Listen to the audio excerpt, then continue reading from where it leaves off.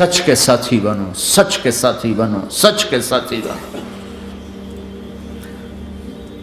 Tax دینا پڑے دو، دینو، تم پہ خرچ ہوتا ہے۔ ایک طرف 4 پیسے ہیں، ایک طرف سچ ہے، کہ مسلمان سچ بولتا ہے، جھوٹ نہیں بولتا۔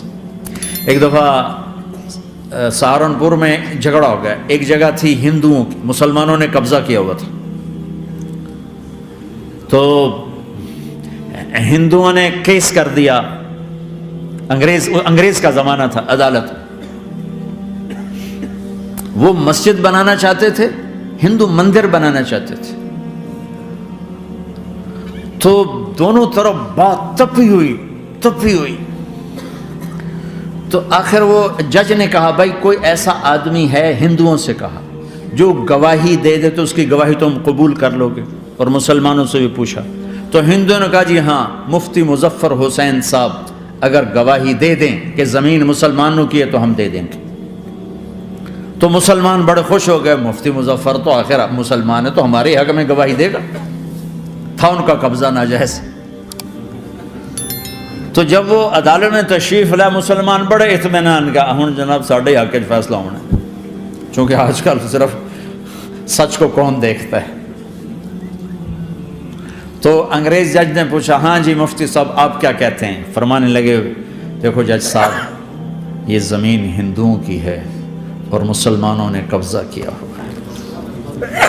تو مسلمانوں نے گالیاں نکالنی شروع، وہ یہودیوں والا بن گیا نا، گالیاں نکالنی شروع کر دی۔ تو انگریز جج نے کہا آج مسلمان ہار گئے اور اسلام جیت گیا، آج مسلمان ہار گئے اور اسلام جیت گیا۔ اپنی ہار مان کے اسلام کو جتاتا، سچ بول کے اسلام کو جتاتا، جھوٹ کے ساتھی نہ بنو، سچ کے ساتھی بنو، جھوٹ کے کاغذ بنا کر کوئی بینیفٹ حاصل نہ کرو۔ میں نیوزی لینڈ گیا، میں حیران ہو گیا، 1 ہفتہ میں رہا، ڈپریشن کا شکار رہا کہ مجھے بتایا گیا کہ پورے نیوزی لینڈ میں ایک آدمی جھوٹ نہیں بولتا سوائے پاکستانیوں کے، بنگالیوں کے اور انڈین۔ جو بنگالی، جو پاکستانی، جو انڈین پہنچے یہ جھوٹ بولتے ہیں، ہیرا پھیری کرتے ہیں، ان میں ایک آدمی جھوٹ نہیں بولتا۔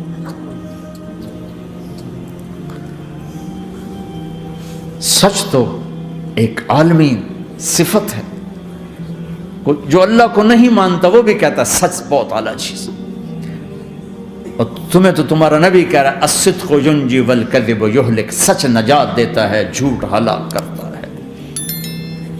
آپ تشریف لے جا رہے تھے، آپ کو آواز آئی یا رسول اللہ، تو آپ نے ادھر ادھر دیکھا، کوئی نظر نہیں آیا، پھر آواز آئی یا رسول اللہ، پھر آپ نے دیکھا تو ایک ہرنی آپ کو پکار رہی تھی، ہرنی، وہ بندھی ہوئی رسی کے ساتھ، تو آپ اس کے قریب گئے، کیا ہوا؟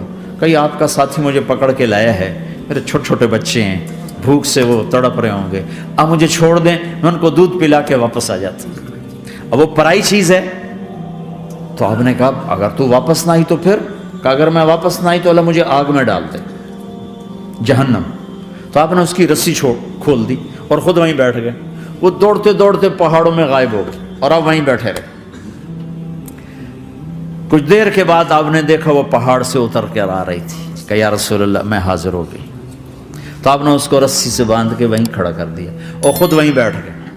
تھوڑی دیر ہوئی تو وہ آ گئے شکاری جو نے شکار کیا تھا، تو آپ نے کہا، ان کا نام کوئی نہیں موجود، تو آپ نے کہا میرے بھائی میری ایک درخواست ہے، آپ پوری کریں گے؟ کہ یا رسول اللہ کیوں نہیں، کہ یہ ہرنی مجھے ہدیہ کر دو۔ کہ یا رسول اللہ سب کچھ آپ کا ہے، کہ بس مجھے ہرنی چاہیے، کہ آپ لے لیں۔ تو آپ نے اس کی رسی کھولی، کہ جا بیٹی اپنے بچوں کے پاس موج کر، سچ نجات دیتا ہے، جھوٹ ہلاک کرتا ہے۔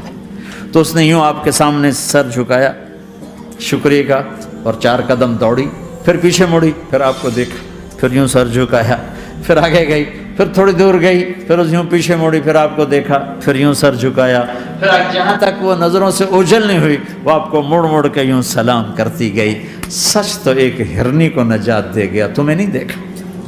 تمہیں کس پاگل نے کہا جھوٹ بول کے پیسہ بچاؤ، جھوٹ بول کے کاغذ بناؤ، دھوکے دے کے پیپر بناؤ؟ اللہ کے واسطے اس اس حقارت والی سوچ سے نکلو، انسانیت پر داغ نہ بنو، ان کے قدردان بنو جنہوں نے تمہیں پاسپورٹ دیے، جنہوں نے تمہیں تعلیم کے مواقع دیے، تمہیں ہر شے میسر کی، اور آخری ممکن حد تک تمہیں ظلم سے بچانے کی کوشش کی۔ محسن کے اوپر کیوں آئے تھے اس دیس میں؟ آئے ہو تو پھر دھوکے سے بچو، جھوٹ، مسلمان کہیں بھی ہو دھوکے سے بچتا ہے۔